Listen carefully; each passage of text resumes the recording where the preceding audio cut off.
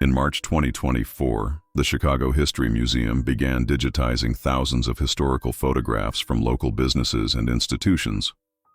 Among these was a seemingly ordinary group photograph from the Midwest Steel Manufacturing Company, dated October 15, 1927. The image showed 43 factory workers and supervisors, arranged in 3 rows outside the company's main building on Chicago's South Side. The photograph appeared unremarkable at first, typical industrial documentation of the era, with workers dressed in their finest clothes for the company's annual portrait. Most subjects displayed the serious expressions common in formal photography of the 1920s, when long exposure times and social conventions discouraged smiling. However, when digital enhancement specialist Dr. Sarah Chen examined the high-resolution scan, one detail immediately caught her attention. Among the sea of stoic faces, one man in the middle row displayed a distinctly different expression, a broad, almost exaggerated smile that seemed out of place given the formal nature of the photograph. Initial analysis revealed the smiling man to be positioned prominently in the center of the middle row, suggesting he held a supervisory position within the company hierarchy. His clothing, a well-pressed suit with a distinctive tie pin, confirmed his status as management rather than floor worker. What made the smile particularly intriguing was its artificial quality. Unlike natural expressions captured in candid moments, this smile appeared forced and deliberate, as if the subject was making a conscious effort to display an emotion that didn't reflect his actual feelings. Dr. Chen's preliminary report noted, the subject's facial expression is inconsistent with both the formal nature of the photograph and the expressions of surrounding individuals. This suggests the smile may have been intended to convey information beyond mere happiness. This observation would trigger an investigation that would reveal how a simple company photograph had been used as a tool for covert communication during one of Chicago's most significant labor disputes. Research into the Midwest Steel Manufacturing Company revealed that October 1927 was a period of intense labor unrest in Chicago's industrial sector. The company, which employed over 800 workers producing railway components, was experiencing significant tensions between management and employees over working conditions, wages, and union representation. Contemporary newspaper coverage from the Chicago Tribune and Chicago Daily News documented a series of labor disputes throughout 1927, with Midwest Steel specifically mentioned in several articles about industrial agitation and foreign influences in local factories. The rhetoric reflected the period's anti-immigrant sentiment and fear of socialist organizing. Company records preserved in the Chicago Industrial History Archive showed that Midwest Steel had hired private security firm Pinkerton Detective Agency to monitor employee activities and identify potential union organizers. These surveillance reports, declassified in the 1980s, revealed extensive spying on workers both inside the factory and in their personal lives. The timing of the group photograph was significant. It was taken just 3 days before a major strike that would shut down the factory for 2 weeks. This strike, according to labor union archives, was notable for its coordination and the speed with which workers organized, suggesting advanced planning and communication. Immigration records revealed that approximately 60% of Midwest Steel's workforce consisted of recent immigrants from Ireland, Poland, and Italy. Many of these workers had experience with labor organizing in their home countries, but faced language barriers and cultural differences that complicated traditional organizing methods. Police records from the period show increased surveillance of the South Side Industrial District in October 1927, with particular attention paid to meetings and gatherings of immigrant workers. This surveillance created an environment where traditional forms of communication between potential organizers became dangerous. The combination of intense surveillance, language barriers, and impending labor action created conditions where alternative forms of communication would have been essential for successful organizing efforts. Cross-referencing the digitized photograph with company employment records identified the smiling man as Michael Patrick O'Sullivan, a 34-year-old Irish immigrant who had worked at Midwest Steel since 1923. Personnel files revealed that O'Sullivan held the position of floor supervisor in the foundry division, making him one of the few immigrant workers to achieve management status. O'Sullivan's employment record showed rapid advancement within the company, rising from general laborer to supervisor in just 4 years, unusual for immigrant workers of the era. His personnel file contained commendations for maintaining discipline among the Irish workers and demonstrating loyalty to company interests. Immigration records showed O'Sullivan had arrived in New York in 1920 from County Cork, Ireland, during a period of significant political upheaval following the Irish War of Independence.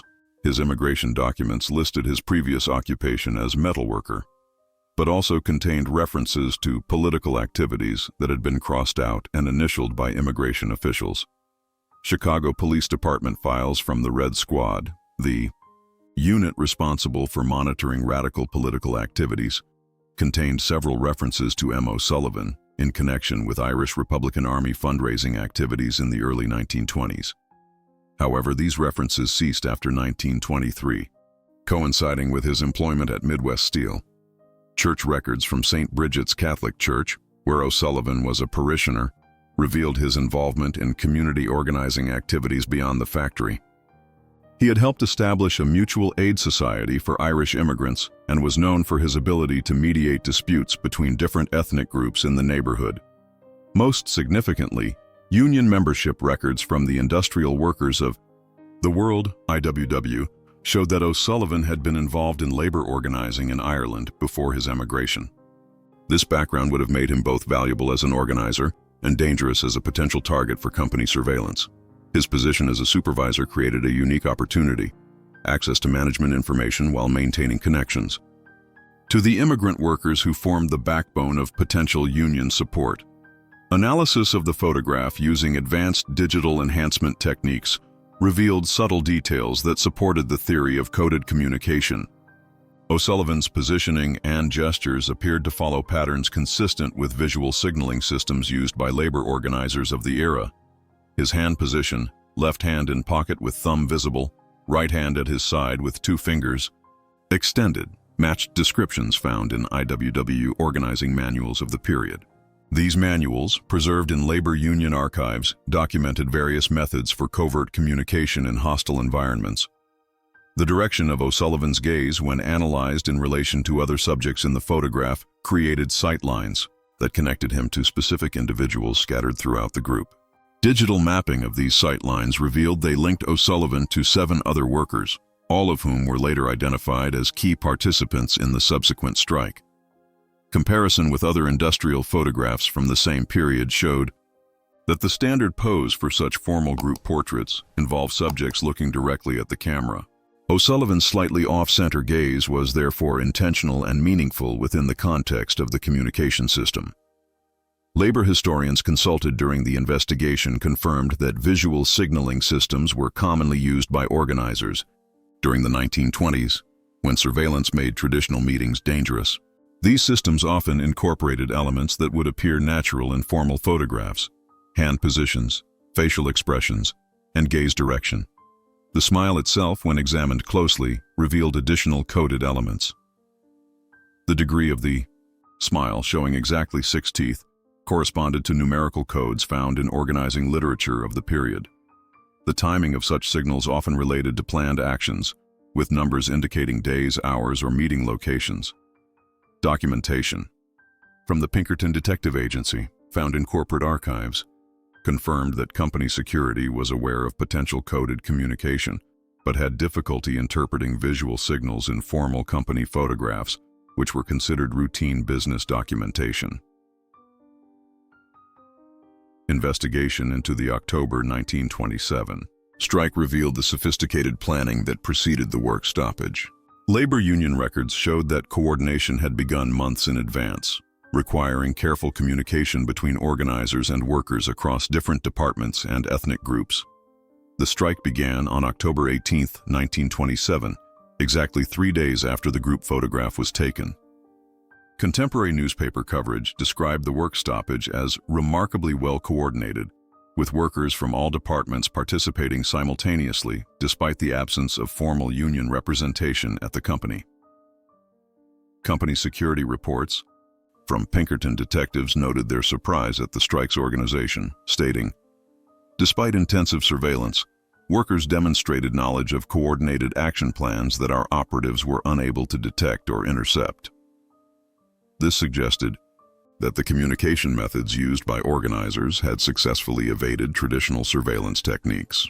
The strike lasted 14 days, with workers maintaining solidarity despite pressure from company management, police intervention, and economic hardship.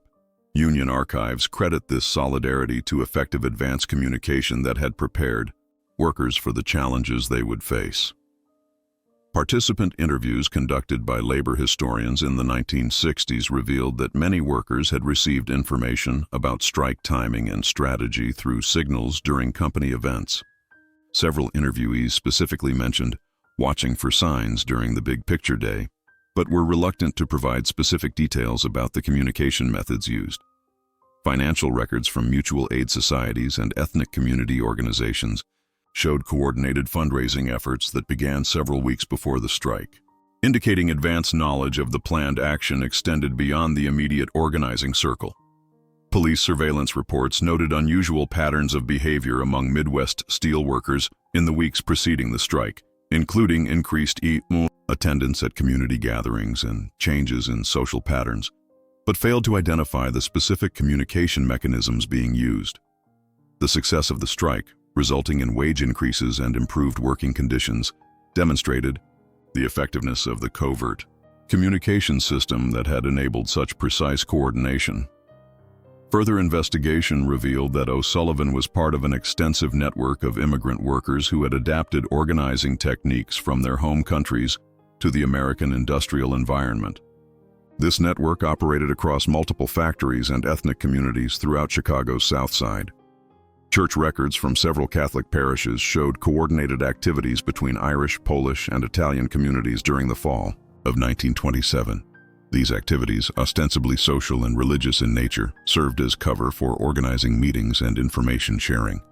The Ancient Order of Hibernians, a prominent Irish-American organization, maintained meeting minutes that contained coded references to industrial concerns and workplace improvement initiatives. Cross-referencing these minutes with similar records from Polish and Italian organizations revealed a pattern of coordinated action across ethnic lines. Employment records from multiple Southside factories showed that workers with organizing experience, like O'Sullivan, had been strategically placed in supervisory positions across different companies. This placement allowed for information sharing about management strategies and coordination of multi-factory actions. Personal correspondence found in family collections revealed that O'Sullivan maintained contact with labor organizers in other cities, sharing information about successful organizing techniques and coordinating actions across regional boundaries. These letters used coded language referring to family news and business opportunities to discuss organizing activities. Bank records from ethnic mutual aid societies showed financial transfers between organizations that corresponded with organizing activities at different factories. These transfers funded strike funds, legal assistance, and communication networks that supported coordinated labor actions. The network's effectiveness was demonstrated by the wave of strikes that followed the Midwest Steel action, with similar work stoppages occurring at 5 other Southside factories within 2 months. Each strike showed similar characteristics of coordination and advanced planning, suggesting the use of shared communication methods and strategies. This broader context revealed that the Midwest Steel photograph was part of a larger system of covert communication that enabled immigrant workers to overcome surveillance and organize effective resistance to industrial exploitation. Company records revealed that Midwest Steel management was aware of potential organizing activities but struggled to identify and counter the communication methods being used by workers. Internal memoranda showed increasing frustration with the failure of traditional surveillance techniques. A memo dated October 10, 1927, from company president Harrison Whitmore to the Pinkerton Detective Agency complained, "Despite your assurances of comprehensive surveillance, our workers have demonstrated knowledge and coordination that suggests communication channels we have not identified or disrupted." The Pinkerton response, found in the agency's archived files, acknowledged the challenge. The subjects have adapted techniques that exploit gaps in conventional surveillance methods. Their use of routine company activities and formal documentation for communication purposes represents a sophisticated approach to counter-surveillance. Following the strike, Midwest Steel implemented new security measures including restrictions on group photography, closer monitoring of supervisory personnel, and requirements for advance approval of all company social activities. These measures, documented in updated company policies, represented a direct response to the communication methods revealed during the strike. Personnel changes following the strike showed that O'Sullivan and several other supervisors were reassigned to positions with less access to worker information and reduced authority over scheduling and work assignments. However, company records show that direct termination was avoided to prevent accusations of retaliation. Industrial espionage reports from other companies revealed that Midwest Steel shared information about suspected communication techniques with other manufacturers, leading to industry-wide changes in security protocols and employee monitoring procedures. The corporate response also included attempts to divide the workforce along ethnic lines by offering preferential treatment to certain groups and spreading rumors about favoritism and discrimination. Company memoranda show this strategy was specifically designed to disrupt the multi-ethnic cooperation that had made the strike so effective. Despite these countermeasures, labor organizing continued at Midwest Steel and other factories, with organizers adapting their methods to overcome new surveillance techniques and maintain effective communication networks. Modern forensic analysis of the 1927 group photograph revealed additional layers of coded communication that had gone undetected for nearly a century. Advanced digital enhancement techniques allowed researchers to identify subtle visual elements that conveyed specific information to trained observers. Detailed examination of clothing choices revealed patterns that corresponded to organizing. Literature of the period. Workers who later played key roles in the strike were wearing specific combinations of accessories, tie pins, pocket watches, and hat styles that matched coded signals described in labor organizing manuals. The arrangement of workers in the photograph, initially appearing random, showed careful positioning when analyzed using computer mapping techniques. Key organizers were placed at specific intervals that created geometric patterns visible to those trained to recognize them. Analysis of facial expressions revealed that O'Sullivan's smile was not the only intentional signal in the photograph. Several other workers displayed subtle expressions, raised eyebrows, slight head tilts, and carefully controlled mouth positions that corresponded to communication codes used by labor organizers. The photographer's perspective and framing of the shot provided additional context. The angle chosen for the photograph ensured that certain background elements, factory buildings, smokestacks, and company signage, were visible in specific relationships to the positioned workers, creating additional layers of coded information. Comparison with other industrial photographs from the same photographer revealed that the composition of the Midwest Steel image was unique, suggesting that the photographer may have been complicit in creating a document that could serve multiple purposes: official company record and organizing communication tool. Technical analysis of the photographic equipment and techniques used showed that the image quality was higher than typical for routine company documentation, indicating special care was taken to ensure clarity of details that would be important for coded communication. This evidence demonstrated that the photograph represented a sophisticated example of steganography, the practice of hiding information in plain sight within seemingly innocent documents. The October 1927 strike at Midwest Steel achieved its primary objectives, resulting in a 12% wage increase, reduced working hours, and improved safety conditions. Labor union records credit the success to the effective advance communication that had prepared workers for sustained action.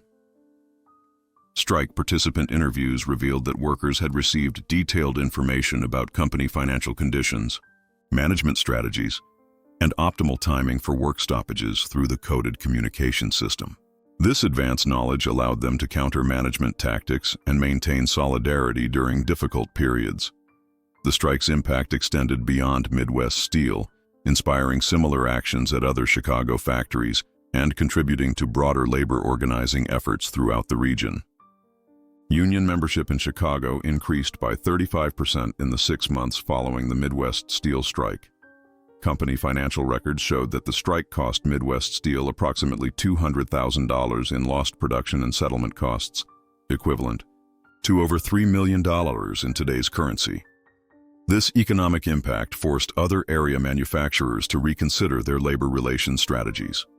Government mediation efforts, documented in Federal Labor Department files, revealed that the striking workers demonstrated unusual knowledge of labor law and negotiation strategies, suggesting their communication network had included information sharing about legal tactics and rights.